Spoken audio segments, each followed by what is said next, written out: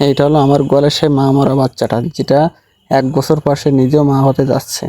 দেখুন সে কিভাবে বাচ্চা বেদনায় কষ্ট পাচ্ছে, বাচ্চা দেবে, প্রসব যন্ত্রণায় কষ্ট পাচ্ছে সে এখন। কিছুক্ষণ পরে সে সুষ্ঠুভাবে বাচ্চা ডেলিভারি করতে পেরেছে।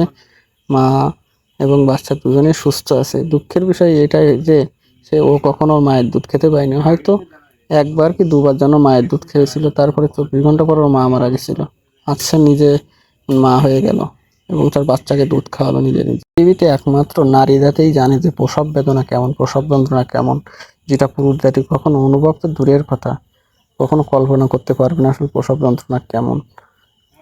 সে মানুষ হোক আর পশু হোক, প্রসব যন্ত্রণা নারী জাতির জন্য একটা ভীষণ কষ্টদায়ক ব্যাপার। কিন্তু কষ্টের পরে যখন সে নিজে মা হয়, তখন খুব অনুভূতিটা ভালো লাগে। ফলোয়ার যারা আছেন আর যারা ভিডিওটা দেখবেন, সবাই দোয়া করবেন তারা যেন মা এবং মেয়ে যেন সুস্থ থাকে। বাচ্চাটি হচ্ছে ফিমেল বাচ্চা, বকনা বাছুর হয়েছে।